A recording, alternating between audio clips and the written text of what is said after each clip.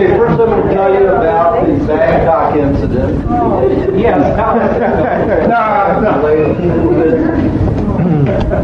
Well, you know, I was in a very, very nice Jasmine Executive Suites, which is a new hotel, and not even finished yet. So it seemed like it was a good neighborhood. So I was at 2:50 in the morning. I was out with my digital video and videotaping stuff, and I caught 3 guys doing an illegal deal, something illegal, and they came after me for my camera. And I stopped and talked with the girl who was flirting, and we talked together for about 5 minutes.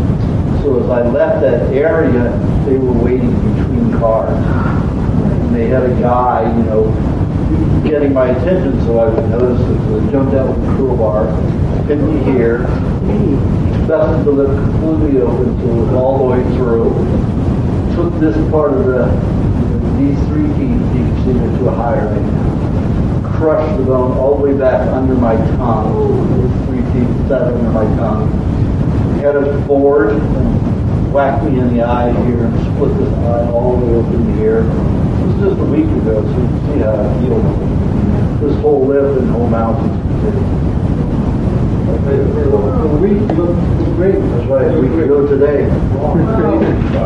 Yeah, and you know, after I was hit with the crowbar, well, the board was first and the crowbar next.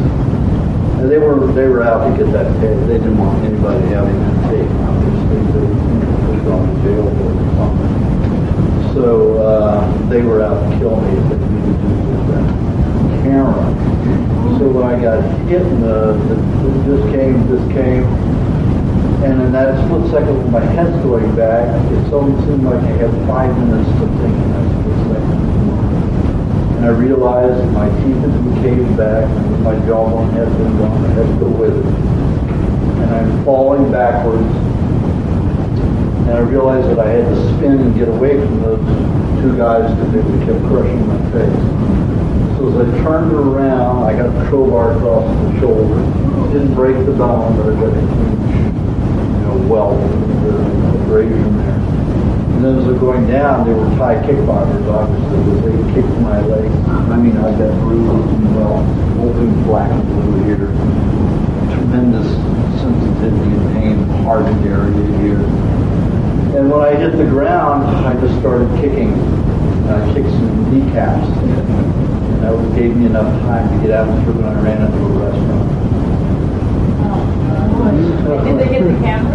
No. I had it tied to my hand. Oh, you're kidding. Oh, wow. And so do you have pictures of them on the camera? It didn't come out, it was too dark. So they didn't know that, and I didn't know that. Because I went to the police to show it to them, and it was too dark.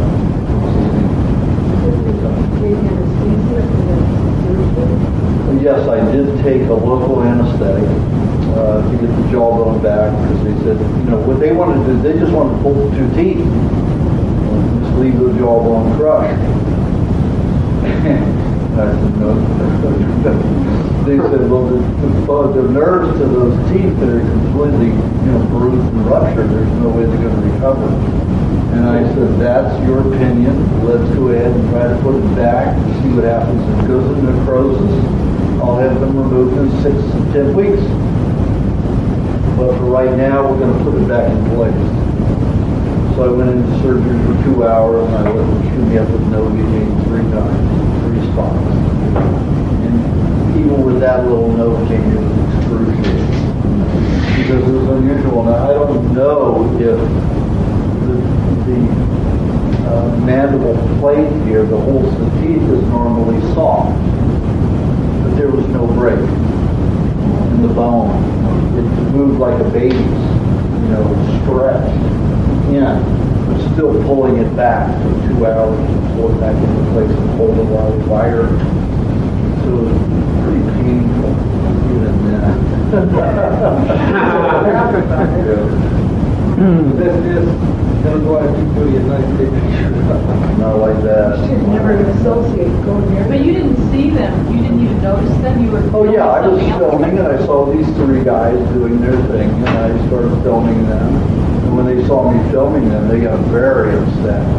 You know, and one of them came after me with a bottle and the other one stopped him. And obviously they were planning from that moment to get me, get the camera away. And you realized that they would be coming after you? No, had no, should have I known that, I'd gone right into a restaurant immediately, called the police. But when you were videoing them, you saw the guy turn around and have a box. No. They were there doing their thing, and I'm videotaping it. They're in a dark area. And they started, yelling at me, covering their faces and yelling. So I just continued videotaping other people. And one of the guys, as I was, looking at him, as he was yelling and going like this, I was still videotaping. Digital, very small very expensive camera, videotaping them. He came after me, with a, picked up a bottle and started coming after me to stop him almost immediately. Didn't get within probably 15 feet of me. So, You just figured it was over? Yeah, I figured it was over. What were you videotaping? No, I was just getting someone's bag cut. So, I mean, that's more as far as the pain that you've been in, instead of that. Well, it's funny, I felt my teeth under my tongue, way back at the palate. Palate, I can hear where the tongue meets. And I could feel the teeth back there, and of course, I could have had no bite. They ripped the teeth apart. This mandible would have been torn upward and stretched upward and just crushed inward. But I had no pain. No pain. I mean, I felt a heaviness and a tinge of discomfort. There was no pain until I went into surgery. Then there was pain. Right. Then there was You pain. didn't feel like you were being knocked out, or you didn't feel like that? Well, this, it hurt for, I would say, maybe a few minutes after I got hit. Then I felt some pain and then it went away within a couple of minutes. Because of the diet. And I had no idea I had been, hit with a crowbar on the back. I had all the bruises on my leg until several days later. Then those got very sore. Started bruising. I hope they found them. Oh my God. What about the pain as far as your jaw? Only when I can see the teeth, the wiring is, the whole thing moves, so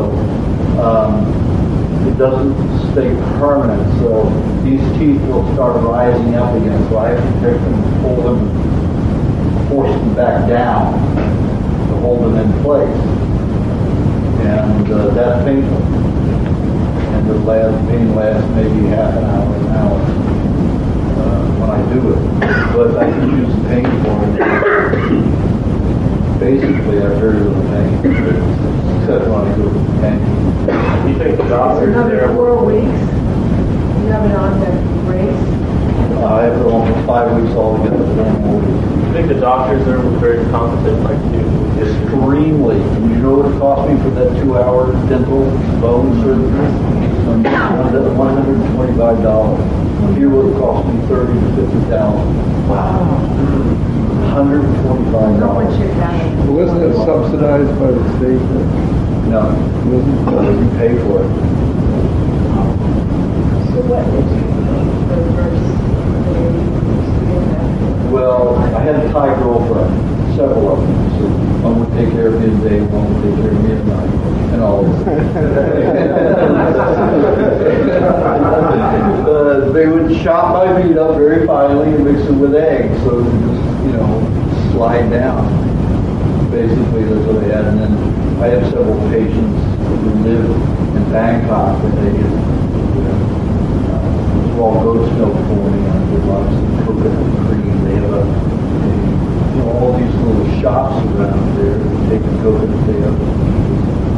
drain the milk out, and they cut them in two, and they have this grinder, and they grind the meat down into a grating, and then they have these presses, and it's called routine. And, you know, we pay a fortune. I pay, you know, something like 50 cents for 2 kilos of this coconut cream. So I had everything I needed, and the eggs and the meat that would come in from the, you know, outside of the farmland, the freshly butchered meat every day, grazed meat, buy it. I get a kilo for something like $2.50. $4, $5 for 2.5 pounds. Can you chew now? No. So what do you still eat the same? Ground meat with eggs. Okay, now we're going to get into the. Oh, any more questions about that? You know, I got this all coated with beeswax. You can just rip my lip apart. It was already open and sore from cutting out. Did you give up on Thailand? Oh no. Don't want to kill us. Not like that.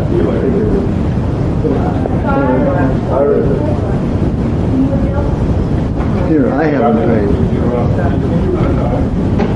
Not at all. I wasn't even frightened. I had adrenaline rush, but I wasn't frightened. He went to crowbar, and that's a heavy duty. Well, it was either crowbar or a hammer. I didn't know which it was. Skull. Well, it didn't. And, I don't think that could have happened. Yeah, I just remember it would happen. Yeah. So you healed amazingly. Oh, incredibly. I mean, when I went in there, I had to take the stitches out of here because this was so wide open and so ripped open and it was born. That, they let them go ahead and put some stitches there just to hold it together so my cuts were falling down. The membrane was falling out. And here's the same thing. I mean, they hit me so hard to push the bone back that they had opened a huge hole and a gash all the way through my lip. So I didn't let them sew the inside, but I let them sew the outside.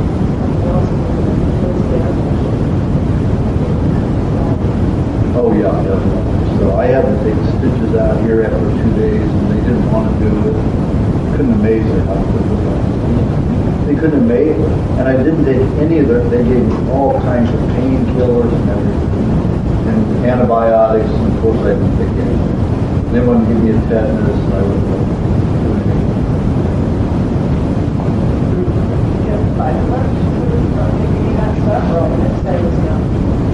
No, the tetanus, I had to say I'm allergic to. I'll go into a coma if you do it. It's the same with antibiotics. So they didn't fight because there are very rare people with allergies. So when they came to giving me home medication, I just took it through the garbage because I didn't want them to worry.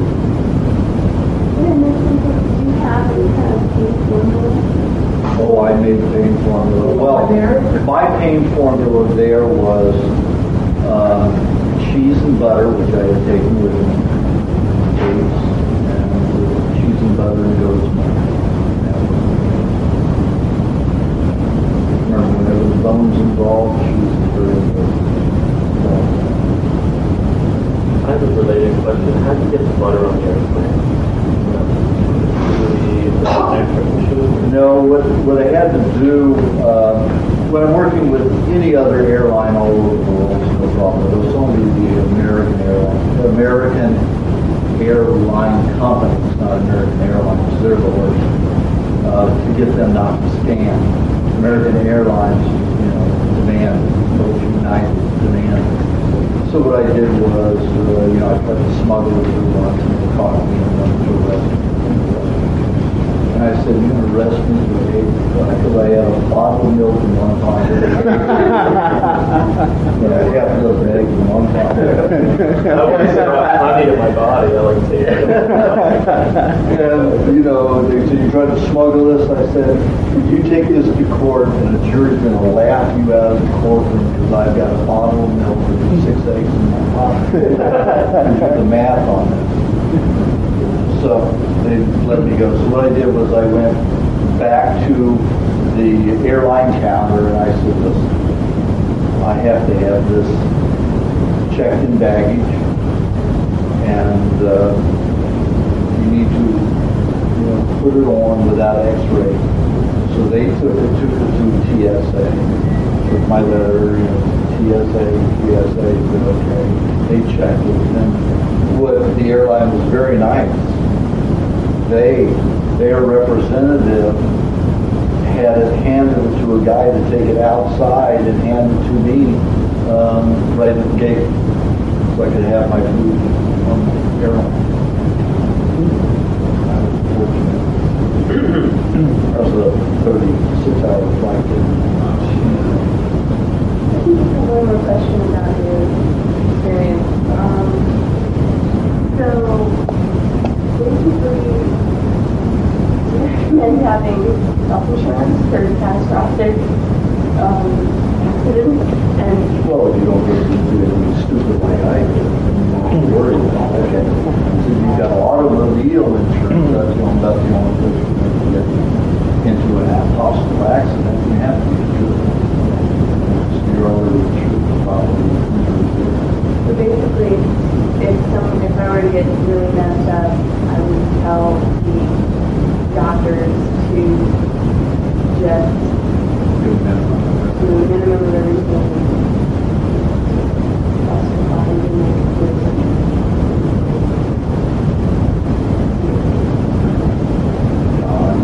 And call Aajonus. Yeah. I wouldn't let them give me any tetanus or any shots of any kind except when they came and they were setting me up. Well, while they were stitching me and everything, I wouldn't let them do anything.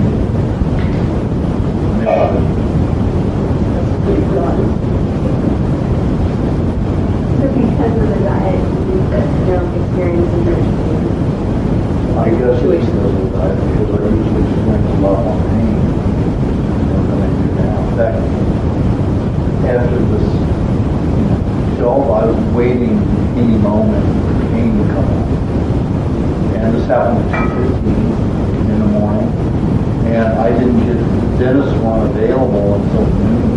Well, one dentist was available at 10 o'clock, but he wouldn't do the surgery. It was too bad for him. So he called in a dental specialist, and he wasn't available until 1 o'clock. He told me at noon, but he didn't get there until 1:50 in the afternoon. So 12 hours, almost 12 hours had gone by since the surgery. I still had here until they started pulling. 8 lots of hours.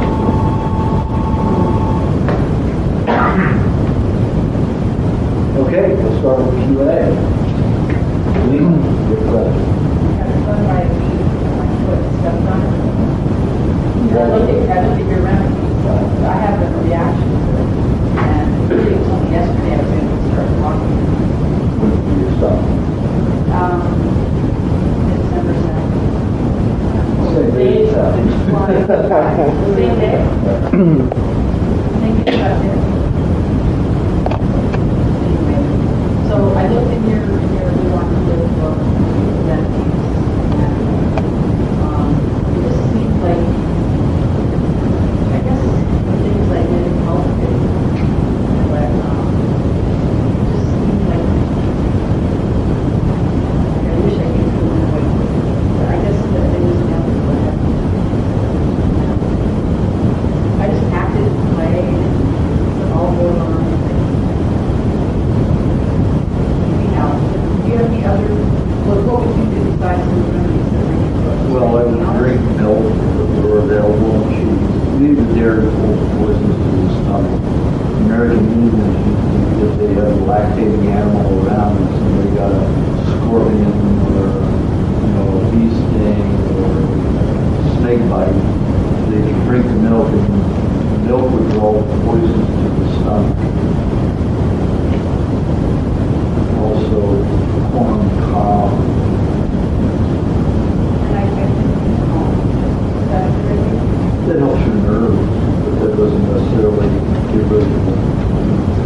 does give your body some very finite proteins to handle them.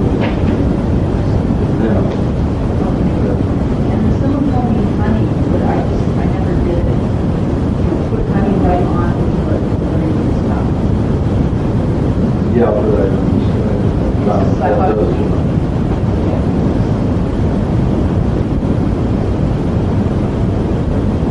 Yeah, can you explain the differences? I know sometimes you said they have nice rocky style. Can you explain the benefits of having these different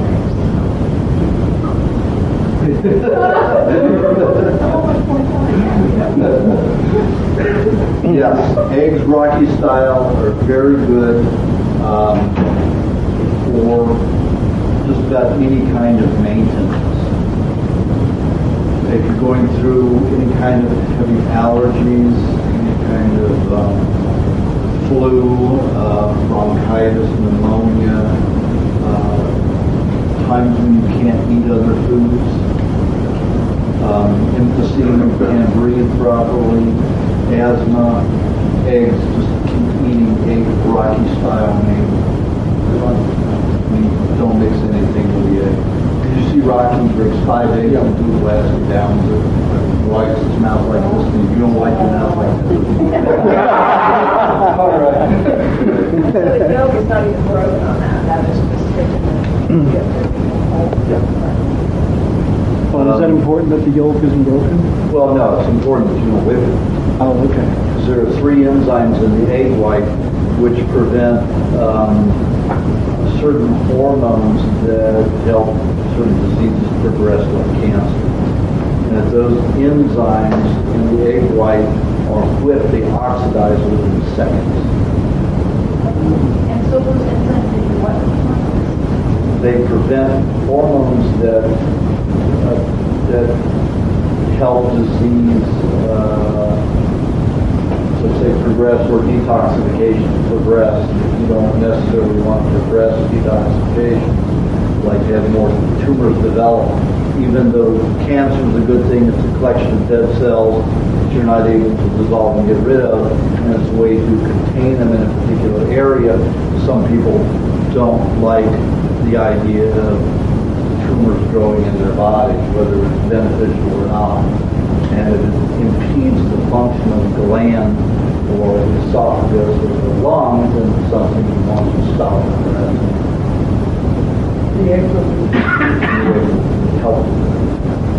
like, Right, the egg whites are not whipped and oxidized. the way they are, don't mix them. Don't whip them. How many? You can have up to 30 a day. But if we want a detox, then whip it up. Yeah, you can do that.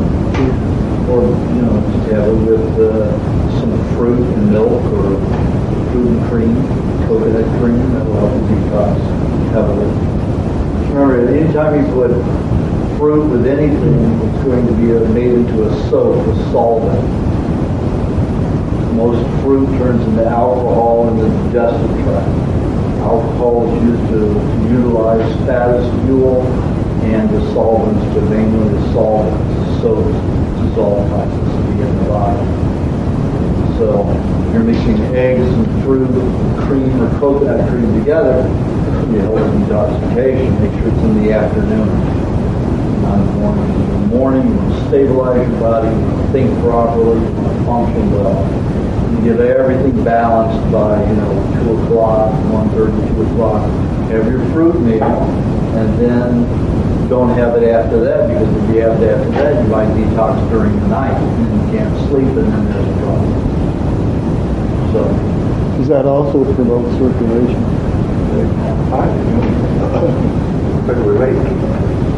that's all right. Teresa will collect from you, and then do we have 3 more chairs? Got one. More chairs? There's 2 there, There's one here. and there's 1 here.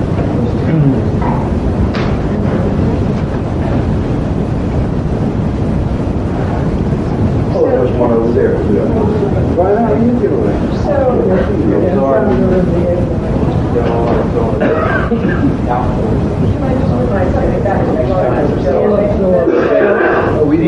down, everyone, please. Kathy, wait until after. Go ahead. So if the yolk and the white aren't mixed together, you're not getting as much detox, but that is better. Wait a minute. If you don't whip it, it's a matter of oxidization. It doesn't matter if the egg yolk and the egg white are mixed together. It has nothing to do with it. It's the oxidization of the proteins and the enzymes in the egg white, which is destroyed by oxidization. When you beat it, you beat air into it.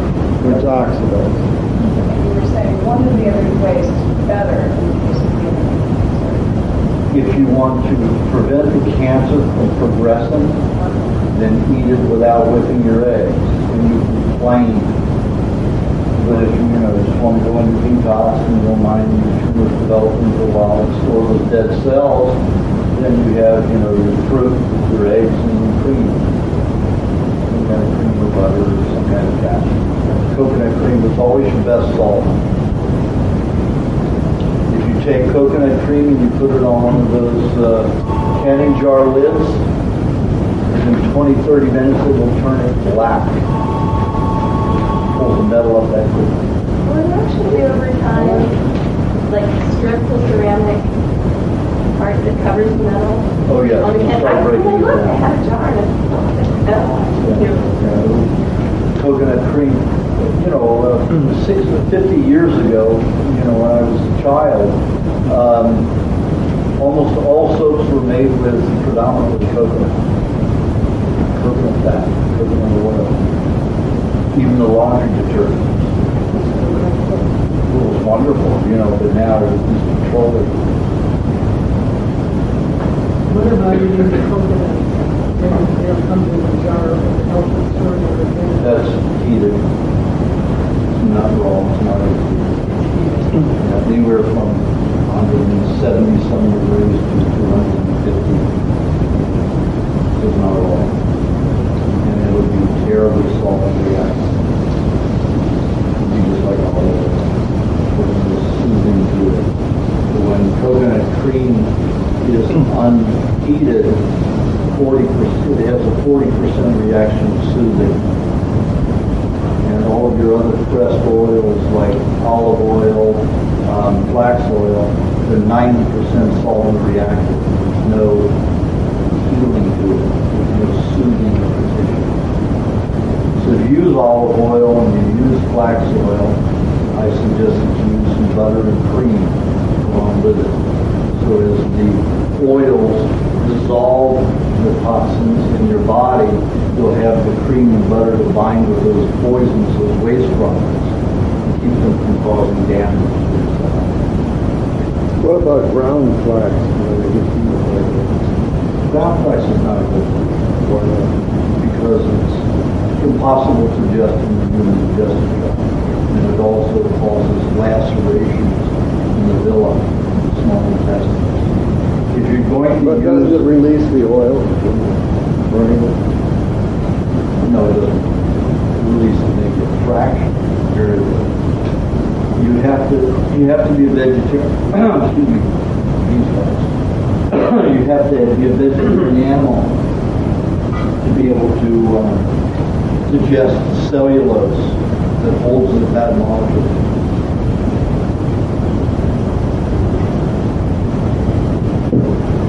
The cellulose that holds the fat molecule. Right. All fat and protein is found within the cellulose structure, and it takes a vegetarian animal to do that. Much like I said in the books, that a vegetarian animal has 2.5 times longer digestive tract than we do. They have 2 to 4 stomachs. We have 1. They have 60,000 times more enzymes to disassemble the cellulose molecule. And it passes through their body in 48 hours. It goes to us in 24 hours. So the most we get is some enzymes and some vitamins and some bulk. But you only need the bulk. The fiber if you're eating for food. On a raw food diet that's completely raw, it's not beneficial for the cellulose. So it will turn to alcohol. Don't you like alcohol? Prevent you from digesting animal food properly. Don't you like alkaline? Isn't that supposed to be better than acidic? No. Your body Not the has, stomach, but I'm talking about the body. the body has to be acid all over except for the blood. Blood you want to be have more of a slightly out. If we were healthy, everything could be acid. We're not healthy yet. We're not in acrid health. We're healthy acrid. I've heard many good resources that cancer can only live in acid, that it cannot live in alkaline. So they're doing things to alkalize your body, and the tumors are disappearing. I would say 50% of the cancer clients I have have been long-time vegetarians and are over alkaline. They're so alkaline they don't ingest any food unless they eat mono. One food at a time, spaced in between. These people are the worst cases of cancer over alkaline. So that's a fallacy. The worst condition that I found for cancer are people who live on carbohydrates. I just talked to a girl who is taking cesium and turns you up real alkaline. She's got breast cancer. She said within less than 4 weeks, they went to half size. And they're not hard anymore, they're not soft. There are lots of ways, depending upon the body, how you stop the body from holding on to dead cells.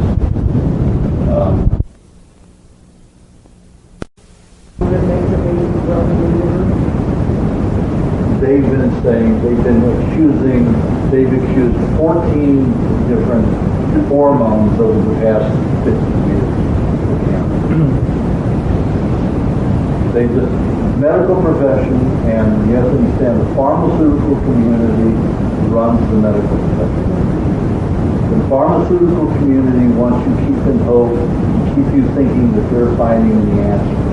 So they put all this propaganda out constantly, feed it to you constantly. So you keep going to a drugstore, keep going to the doctor to get medication, get the drug. Well, Ralph Moss written up on this. He's not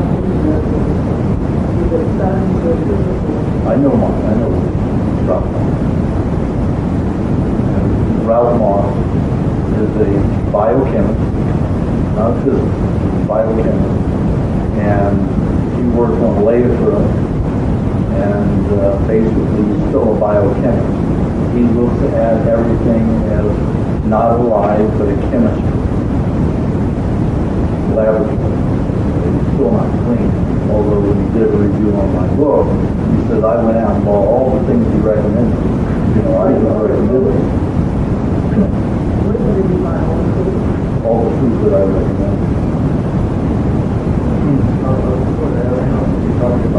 Well, I'll keep it going here. Answered your question enough about the raw eggs? Yes. Okay. Your question, go ahead.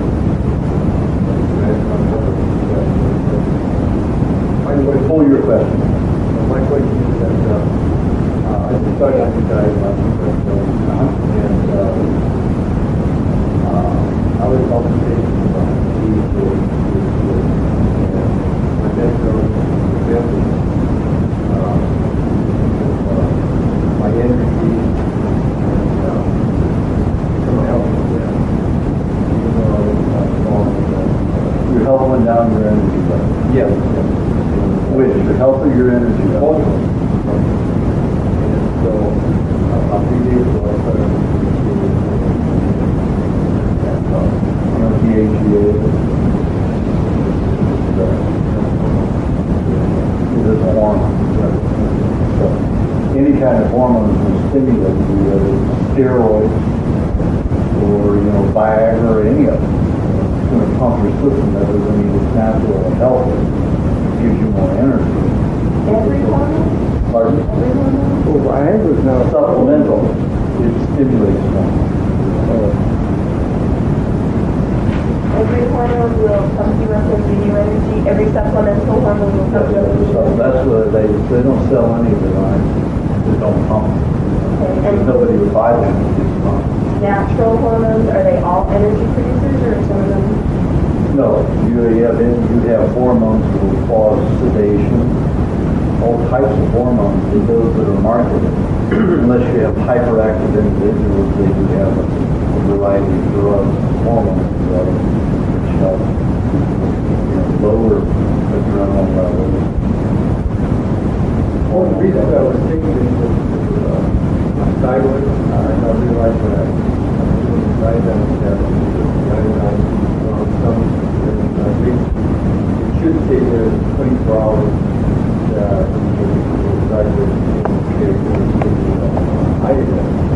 But my body just sucks it up with 2,000 times 10. Put on iodine, it's gone. And thyroid renal work together. And so, trying to kind of balance this out a little bit to kind of help that out. That's the problem with chemistry. They don't look at biochemistry as different from chemistry. They see it only with chemistry. The problem with iodine, when it is free radical and it is not in a bioenzymatically bound ionic situation, it is toxic. It is also radioactive. So iodine is a dangerous substance. And I find it when I help people who've taken iodine supplements or had used contrast when they've had x-rays and scans done, it is called internal ulcerations that often cause cancer and a lot of other problems in constitution. The iodine that you put on your stomach and absorb, you don't know where it's going to go and what's going to damage. It's not a natural iodine. You want a natural iodine, you go to the it's concentrated and you won't have any problems. Always drinking plants. How about kelp? Kelp is indigestible. The cellulose, again, in fact, it's more complex seed vegetation, seed cellulose is more complex than the earth cellulose. Much more difficult to break down.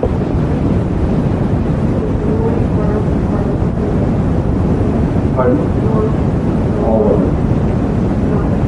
Once it's dried, even if you eat it right out of the ocean, algae, it is still indigestible in the human digestion. You get very little value. Fish are made to eat. Vegetarian animals, herbivores are made to eat vegetarian. There are apes and there are tribes which can do better than we do as a civilized society digesting vegetables. And they can digest more than we can. But it's still maybe only 40% instead of 20 to 30 that we do. So it's still not beneficial in the long run. We don't eat very much of it. That's what they done. Sambu, Fulani, and the Sai tribes are ever eating vegetation. They just live on milk and blood and meat. Fulani mainly live 90% on milk. All milk.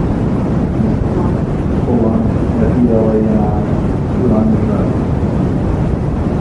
What about salads? That's what they have these days. That's what I'm saying. Well, if you're a cooked fooder, yes. If you eat cooked food, you have putrefaction matter. You have the loss of enzymes and vitamins. So if you use salad for a cooked meal, it will provide some enzymes and vitamins, and also provide fibers to help push the stuff that's not moving through because it's cooked. So on a raw diet, it will over-alkalize the intestines and you won't digest dairy and other animal products.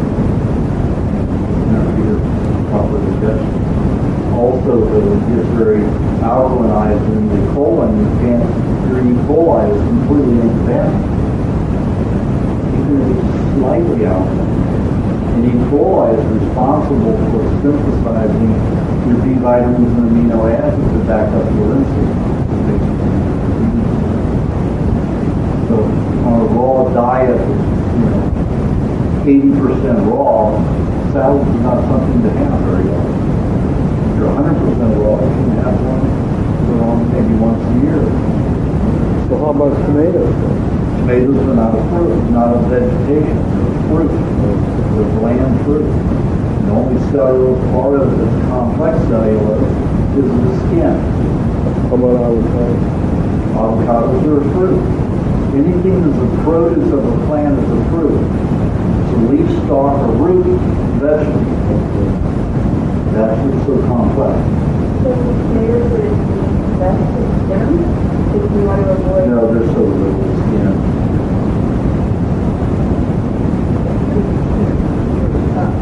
Yeah, it'll just pass. And it's acid, so you don't have to worry about it.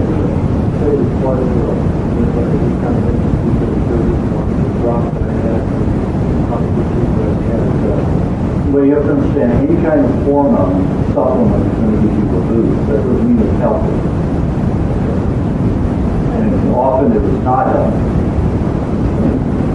But people don't like, they don't want to, it's an alternative to having coffee and other chocolate, other nerve stimulants. So something that has to go through like doctor Well, generally you need lots of meat and fat. If you're not eating exactly the other, you're not going to build your own hormones. If you're eating them together and you're eating enough, you're going to build your own hormones. And they won't be toxic. DHEA is toxic. Stores in the nerve and causes cancer to progress very rapidly when it's collecting it. Same is true for thyroid. Cool. You want to thyroid one of the ways. So, but if someone's thyroid is not working, There are all of your glands can supplement drugs. You have parathyroid that I've seen. I would say probably 50% of my clients have malfunctioning thyroid. But their parathyroids are very active. They're way overactive and they're making up for the inactivity of the thyroid. The adrenals can overproduce and the body can convert some of that adrenaline into any other hormone. Supplement in the body. People don't eat enough raw meat and raw fats together to make sure that the body can do its balancing. Those people are shoving foods into themselves all the time. So the heterocyclamines, the lipid peroxides, and acrylamide, all of the poisons that go with it without the vitamins and enzymes, the body can't function properly. So when you're on this kind of a diet, you have to have a different thinking. You don't go out there for supplementation. that doesn't have your adrenal overstress, doesn't make that for thyroid. If you're eating properly and those are healthy glands. Look at it this way. The stress in our environment is very now. If you haven't lived outdoors, or you're living outdoors every minute, you're out in the wind, you're out in the change, the temperature changes, you're dealing with the sunlight, you're dealing with the coldness of the night, you're dealing with the wind chill factor, that's stress. You can imagine living in Alaska and going to a people and do that. And they do it very easily as long as they're on raw foods, which is predominantly fat and meat. And they can handle it all easily and become the happiest race in the world. If you're eating properly, your body can do a lot. You can handle the little stress there is in our environment. The worst thing we have in our environment is pollution. Air pollution, water pollution, all of that. You get beyond that, eat well enough, then it won't affect you. You were saying that someone has a very low thyroid, not taking the natural. Absolutely. Well, if you're going to take, if you want a natural thyroid, take thyroid, either thyroid. That's the only natural thyroid you're going to get.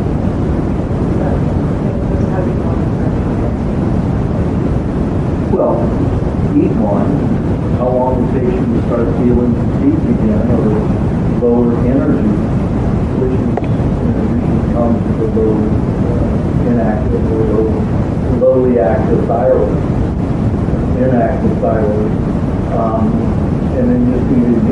I first ate one, it lasted for about 30 months. The next time it lasted for 6 months. Next time it lasted for 12 months. Next time it lasted for 18 months. Next time it lasted for 3 years. Where do you get it? There are sources. Well, I remember. Check with Kathy if you want sources.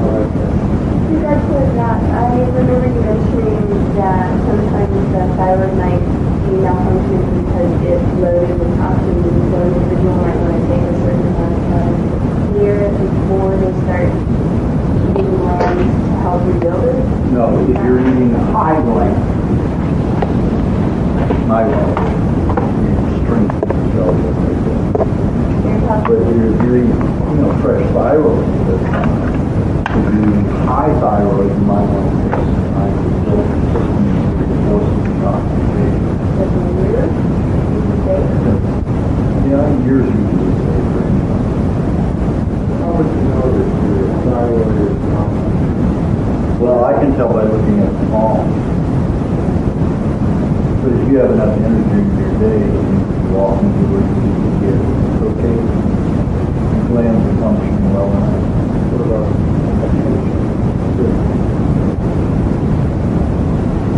That has to do with protein. If you have on it clear thinking that means your body's using carbohydrate as fuel and you've got too many advanced glycation enzymes or acrylamide that you're eating cooked, floating in blood causing stickiness in the nervous system.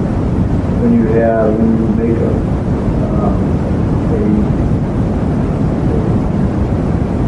when you use pyruvate with the use of glucagon as your nerve fuel instead of carbohydrate, you only have a 7 to 8% byproduct of advanced glycation enzymes. That's sticky.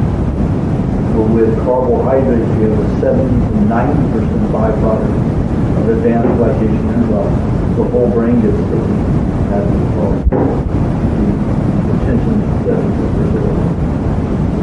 If you start your day off, after juice, an hour later, start your day off with a meat fat, you can clear things. Save your fruit for the afternoon. if you wait till lunchtime, noon, to eat the meat, it's too late. That makes you late.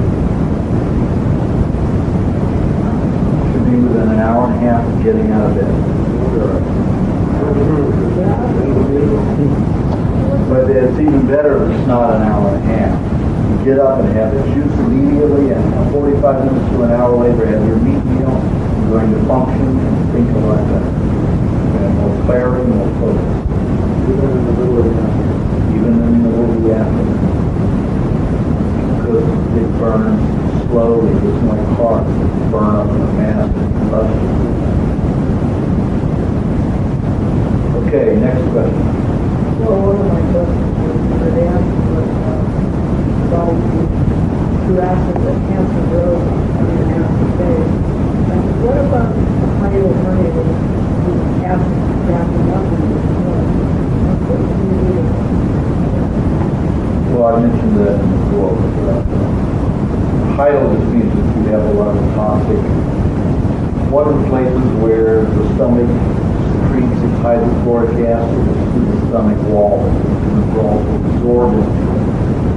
And when it does that, it gets into the tissues. If you're eating a toxic diet, cooked food, with all the acrylamide and the lipid peroxide, that's going to create an acidic condition and it gets into your tissues because you don't have enough mucus coating the mucous membrane or the alimentary canal. It's going to absorb into the tissue. And when it does right into the hiatal, which is the membrane between the stomach and lungs, it's going to cause heartburn and dumping. Because it will dump its acid right into the esophagus. And it will cause burning. And you have to be done. I've never had burning, but I had pneumonia. And after the last time with pneumonia, they said I ripped the tissue common for that.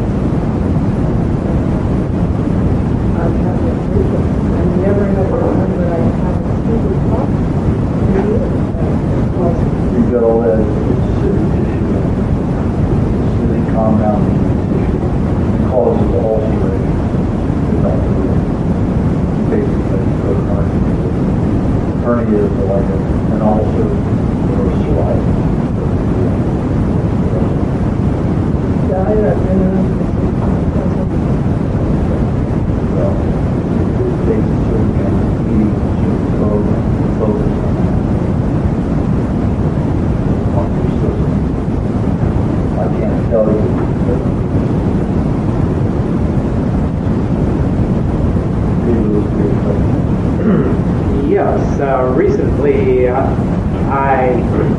detox with a severe cold.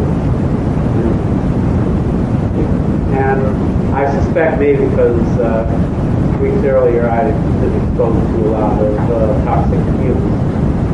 But this was the first time I had detoxed with a cold in, 3 or 4 years, I think. Anyway, it was quite severe, and I followed the recipe book for what to take when you have cold and flu symptoms. And the fruit shakes and tea time and that. But my question is,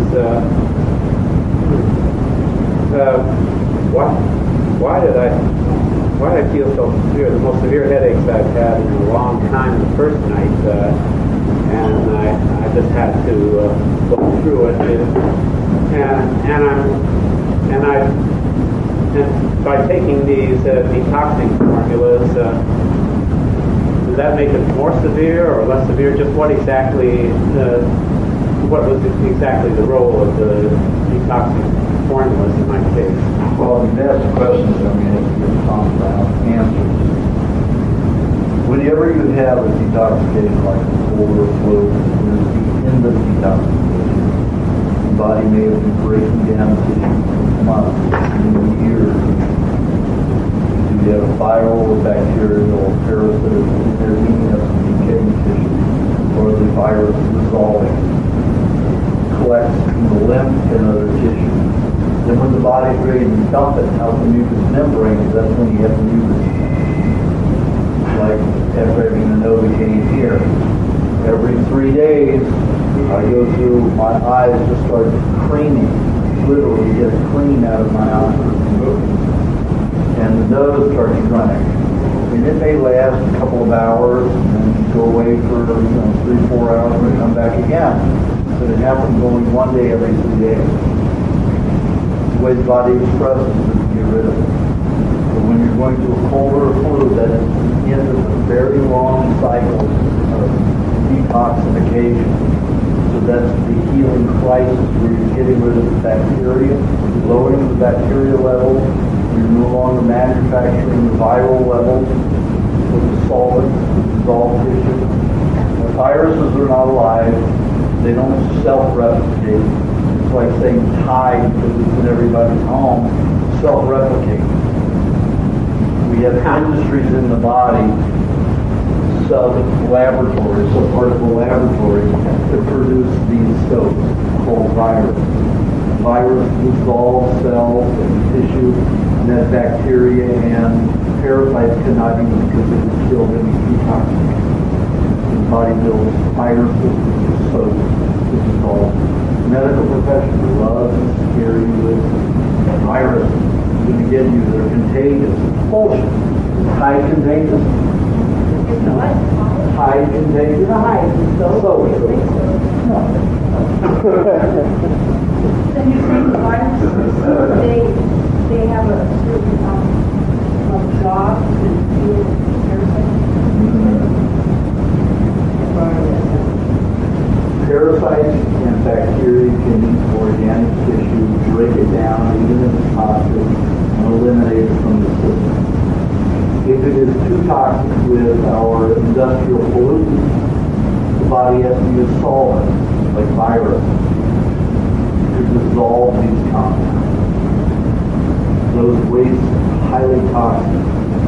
You take a vulture or crow, and they'll eat this whole animal, and they'll put a turd out this big the next day. They reduce this huge animal to a turd. That's the toxicity that prevents a lot of pollution, air pollution, gas pollution in our atmosphere. That's what bacteria and parasites do. When the body uses virus, it isn't the same thing at all. It does not consume it. It is a solid, it is a soap. It is a chemical that dissolves, and you have all of this fluid that will come around and dilute it. So you have this vast amount of waste product. Bacteria and parasites are better. They reduce the product so it can be eliminated a lot lot can be eliminated in a short period of time. When your body uses the virus, you have all this accumulation of waste product, which is diluted and everywhere. Very difficult. The more industrial we get, the more polluted we get, the worse it gets for us. And the more of us have to use viruses rather than bacteria and how we parasites. And, over in Thailand, people the medical profession has got them thinking. I put aloe vera, cut fresh aloe vera, put it on my lips and here. The doctors went nuts because it wasn't sterile.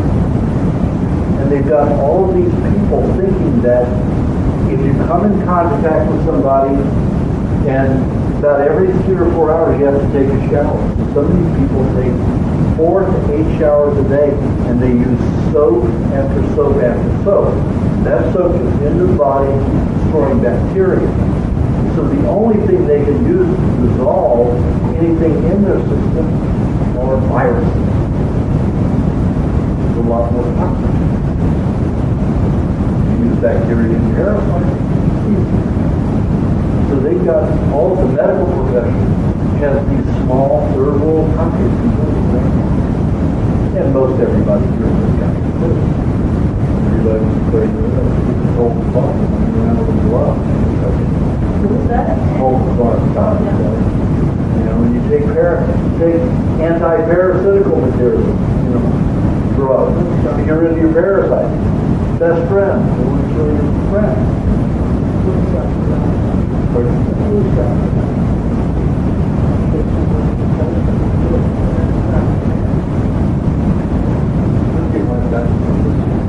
Yeah, we got some people.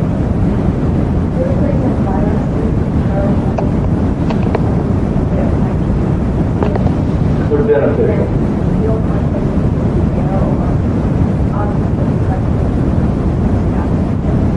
Well, if you're swapping slobber, you're kissing somebody, and rubbing cups around, you can exchange bacteria.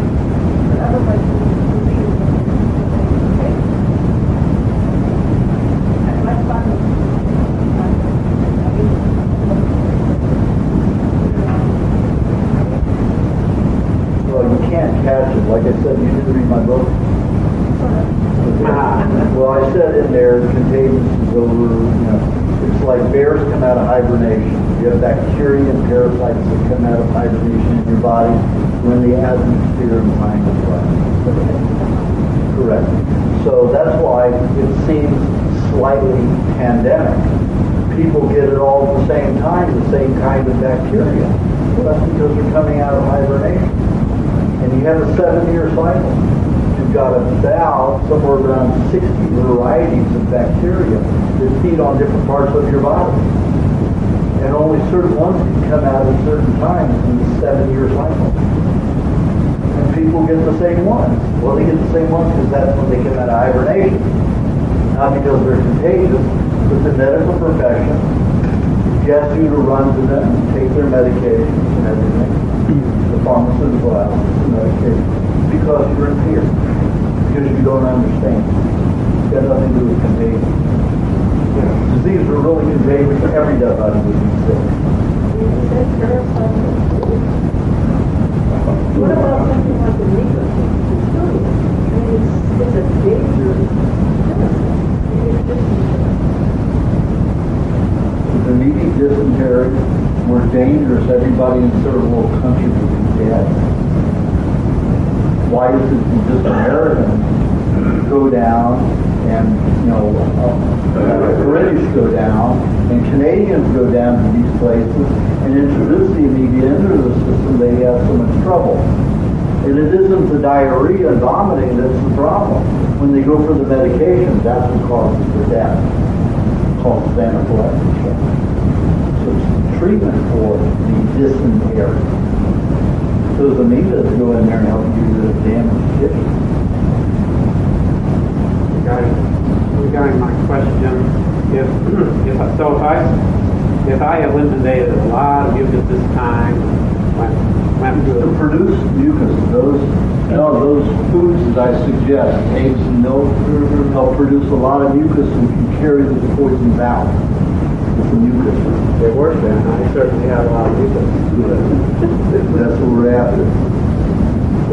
otherwise they stay in the tissue. So the foods, if I thought about severity, it's the foods I'm building up to go through this cycle of elimination. Right.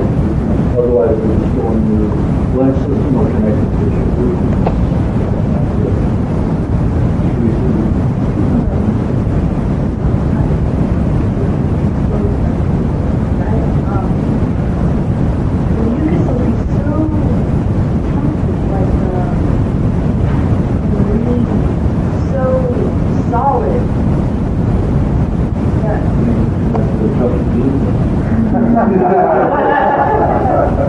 It's like this, not mucusy like what I'm used to, it's like this object.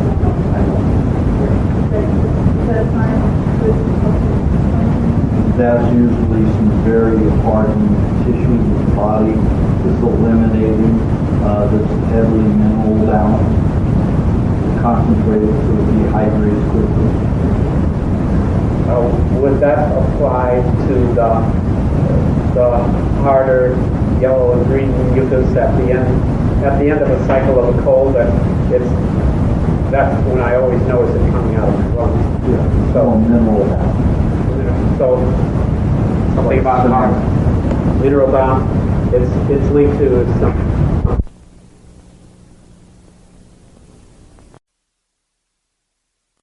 On the diet, usually the cold people get every 3-4 years. Generally. Well, I like people to get it several a year. That's why if you do the weight gain and weight loss, you're basically forcing it. So if I have more colds, once I'm on weight loss and weight gain, I should consider myself grateful. Absolutely. Even 6-7 weeks of the mucus flowing. Oh, wonderful. How many years did you eat crap food? Toxic food? At least 40 years. Okay. 40? How much mucus do you think you're going to have to get rid of all that? Afghanistan. Okay. Next. You asked me the question. I've been getting a lot of pressure from the family, getting flu shots for weakened conditions, had fever. And I wonder if kind of a 20 words or less, instead of them being not stubborn, saying, no, nothing. Something, and the explanation give you, we understand. No, I don't know how to problem that. I said, when they said, you're in a weakened condition, you need that flu shot. I'm in a weakened condition, why would I want to put that in? Yeah, good. Is that it? That's exactly it. What? There's no statistics that any vaccine works. Not one. There's no laboratory test that proves that any vaccine works. Any at all. It is all theoretical. And where would that research information be found? It's all over the internet. It's all over the internet? All over the internet. Okay. You put in vaccines and you go into those vaccine websites that are not medically produced, you'll find a lot of information. Don't we have mercury? Yeah, most of them. Most of them. Yeah, affects the nerves. Mercury. Yep, liquid the thymus all in. Who knows if there's I think they're out with chemicals.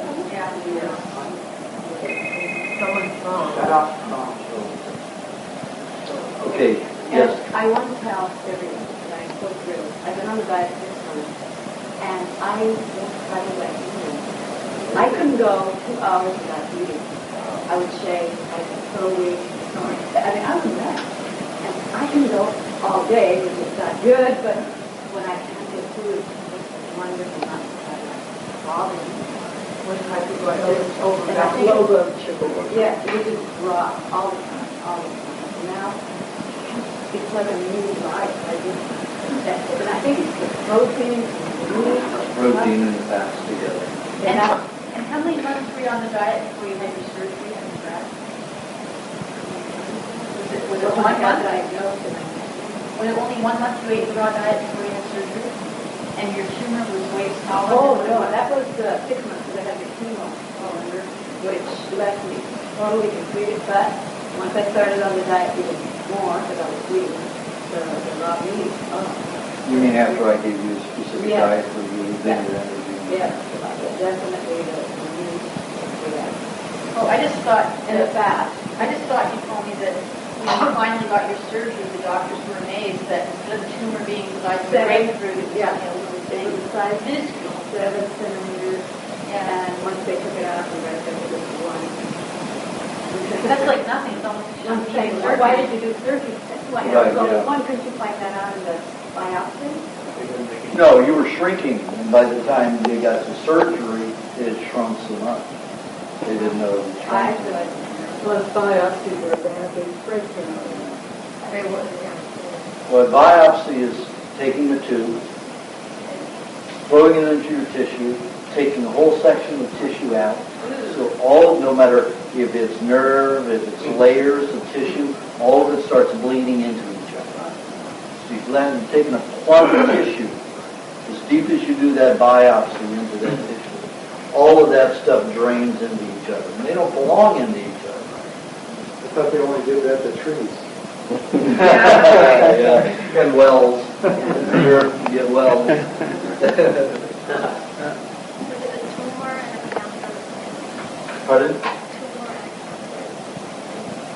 cancer. Well, you could have basal cell cancer that's not tumor. Tumor is a collection of cells. Dead cells. Squamous cell or basal cell. The basal cell is more acidic and dissolves itself. Squamous cell develops. It's larger. Squamous cells are usually, it's like a scaly growth that keeps growing. Your basal cell cancer starts melting as it grows. It just keeps melting itself. You have internal? Oh, yes, you can. Huh. A lot of bone cancer, my cancer, dissolving the bone. So why do people die from cancer? If it's kind of a detox, what you said earlier. Because they don't eat proper foods. They just get more toxins in their body. They don't have the nutrients to clean. Just like you try to clean, let's say you're going to raise this building and rebuild it, but you have no materials to break it down right, and all your workers come in and get toxic. They have no mask. They have nothing to start tearing everything down. So they die and can't even get off the property. So you keep bringing more people in to do the work, and there are more bodies lying. It just keeps getting worse. And you don't have the proper material, nor the vehicles to transport the decaying matter out of the system. On this diet, it doesn't change anything. People think that this diet causes more detoxification. It does not. There's 12 to 18% less detoxification that occurs in people on the diet than are off the diet. However, the thing that's different between this diet and normal eating, the SAD diet, Standard American diet, is that you heal properly on this diet after you detoxify properly. So you get younger and healthier every day instead of getting more toxic every day. Each person is different as far as the time it takes them. Absolutely. Well, no, I found that they go through different kinds of detoxes, and their body will take care of different parts of the body differently than other people.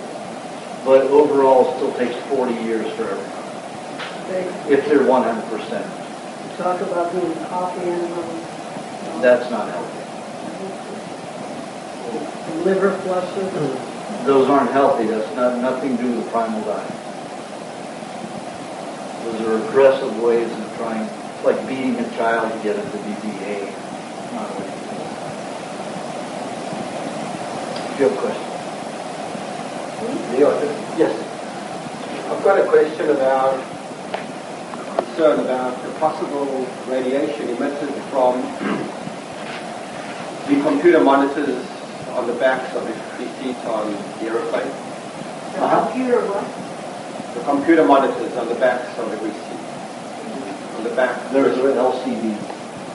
Are those okay, you think? You take a meter right up to them. Oh, for the television you're talking about? LCD? Yeah, the monitors, yeah. in airplanes. Oh, yeah. So that's all right. They're all LCD screens. So that it's a couple inches away, no problem. No. The radiation fallout on an LCD screen is about an inch. But there is in the back of your head. Inch and a half. And they're 4 inches, 6 inches thick.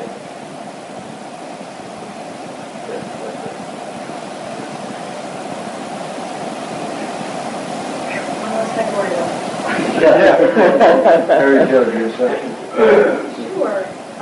Regarding dehydrated food, so if you mentioned that they're going to be useless if they've been dehydrated, so it doesn't matter if they've been dehydrated at a very low temperature or if they're Doesn't make any difference. If I dehydrate you and you die at a low temperature, are you going to come back to life? I'm really spiritually powerful. Well, congratulations. I touched you. But I mean, with like the minerals and the vitamins that wouldn't some of those You have to remain? understand, enzymes make use of everything. It's like if I go into a factory and I kill all my workers, are my managers going to be able to do anything? It takes the enzymes to make everything be utilized properly. And so soaking something in mineral water wouldn't necessarily That doesn't provide enzymes. What it will do, it'll start, if you take something that's dehydrated and rehydrate it, you'll have enzymes for decomposition that will start in the food, but not sustain life. A life of a growing, living substance. So It will be for decomposition, for decay. Okay, and Same with freezing foods. You freeze the food, immediately what does it do? Every cell will go start into decomposition. could that be useful for any detoxification process? A lot of smokers could use that. That's why tell smokers and other people who have lung problems eat ice cream. Eat ice cream. Eat ice cream. What about the sugar? Pardon? I mean, the raw ice cream. Raw ice cream. We're not talking. When I'm talking about everything's raw. We're not talking about coffee enemas, coffee's cooked, all that stuff. We're talking about raw foods only. But with this ice cream, I haven't ever made the ice cream. According to your recipe, do you freeze it? Or Well, when you do it like that, you froze it. so you're saying that frozen ice cream, according to your recipe, is good for smokers? Good for smokers and anybody who has lung problems, emphysema, asthma. However, rehydrating something dry that's in some kind of that has all these decomposition enzymes isn't necessarily a beneficial thing. So there are no like herbs that could be dried at low temperatures and then soaked and then used to facilitate. Yeah, you can. You can create that. That's what some of the stuff I'm going to go over in the detoxicals. And you could take molds of anything and enzymes for deterioration of anything and help get rid of it. Of similar substances within your body. Like people lived on, let's say, I ate a lot of sugar pills. When I was a kid, I just boxes of it, sometimes a couple boxes a day when I was in school. I was in college or high school. I ate what I wanted to. Sugar crisp, rice, puffed rice, basically with lots of sugar on it. So I used to take rice and let it break down into a mold and then eat it to help clear some of that out of my system. Every food that I've eaten cooked, I eat mold. I eat moldy to help clear it out of my system. When you cook a food, you destroy all the natural, ecological breakdowns that naturally occur to help you eliminate waste products of any food. They're cooked, they're destroyed. So how do you replace them? You have to grow them and ingest them. So there's scope for usefulness in the future for dehydrated other? Well, I prefer you don't dehydrate them. I prefer that they, you get them moist, you break them up, and swallow in different kinds of molds, so it's a little bit more active. You'll have more enzymes even if you create a mold on a fresh food than you will on a dehydrated food. There'll be a lot less enzymes on a dehydrated food.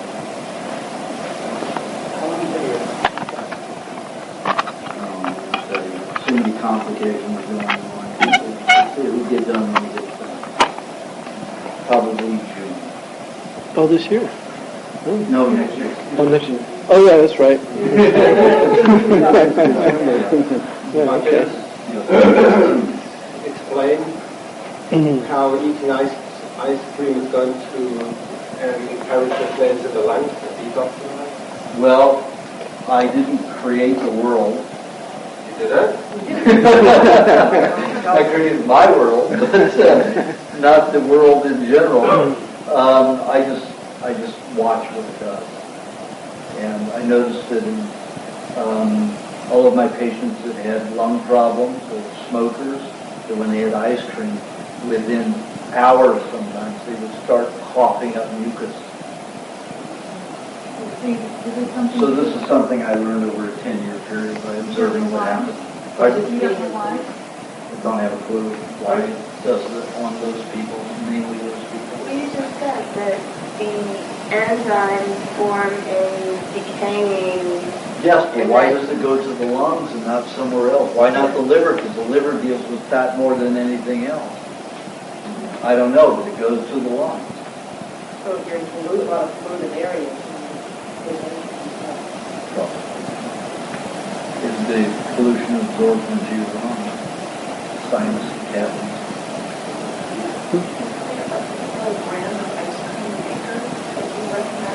Donvier. where is their phone number? The hand crank Donvier. Where do you get it? Find it on the internet. Find it on the internet. Donvier, Donvier. You don't have it every I found it on the yard sale. Donvier. How did you don't have an internet? Is there any other way you can Go to a library. I found a couple. particular one that you saw? Yeah, the Donvier is nice. If you get the electrical crank ones, you're putting EMFs directly in your ice cream. When you hand crank, use a hand crank, you only have to turn it every 5 minutes. You have to churn it for a minute out of every 5 minutes, and 20 minutes, 25 minutes, you have ice cream. Does somebody have it that they actually call them and get their phone number? I don't have an internet. Give me your phone number. It's 310. Later. Robert, do you have a... This diet good for people with mental problems. mental problems? The only diet they should be on. And they should have lots of protein and more of the alkalizing proteins with the acid proteins. So they should be mixing red and white together. They should not eat red meat. Not eat red meat. At the If same you have meal, mental mean? problems, At the the same same meal? meal. Chicken and fish and beef all together, preferable way.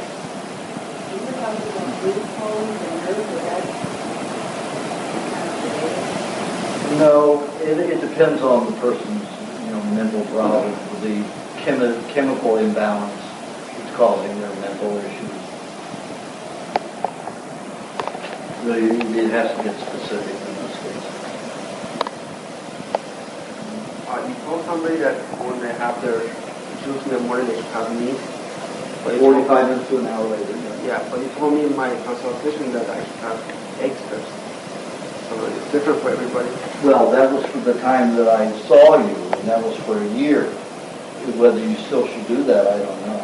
Whether I would still recommend that, I don't know. But you have some toxicity, some kind of chemical toxicity that needed to be pulled out after a sleep state.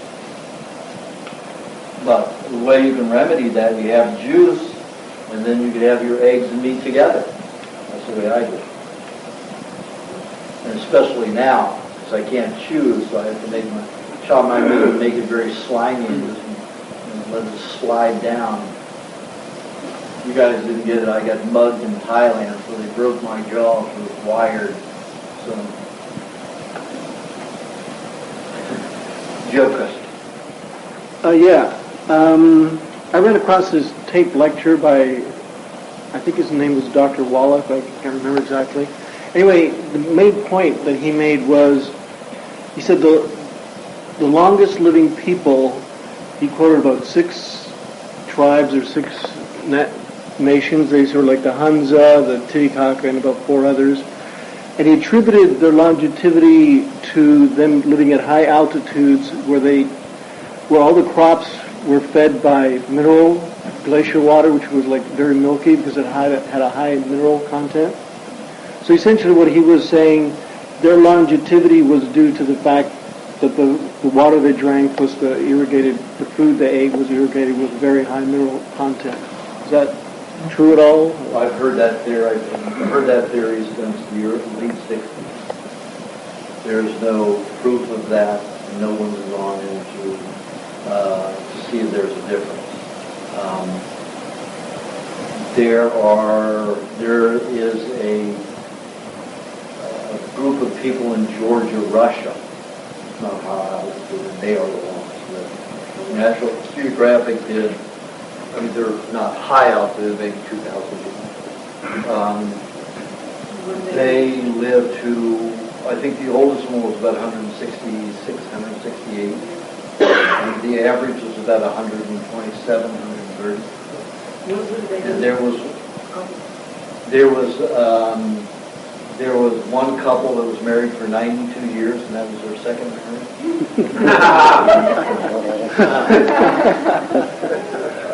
60 Minutes did a special.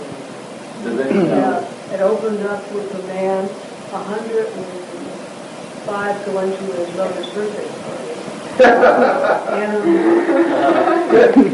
it was great. They walk up and down on this terrain all day. The cameraman couldn't keep up with them, the young guys. But they drink, they smoke.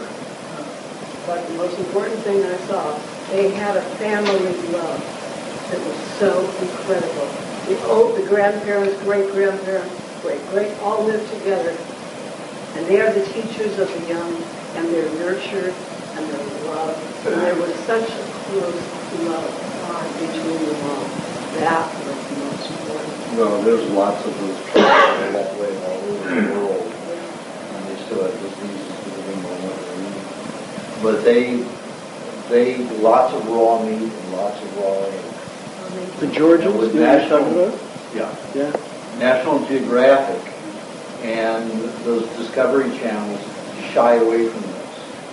Discovery Channel called me 4 times over the past year talking about doing a show, and every time they get scared. So they don't like to present anything that goes against the medical profession. So they don't present to you what the people really eat. Fulani and those kind of people, they do because they're African and it's okay. But when it comes to a white man eating that way, they do not publish it. They have scheduled me for filming 3 times in Kansas. Canceled. 3 times.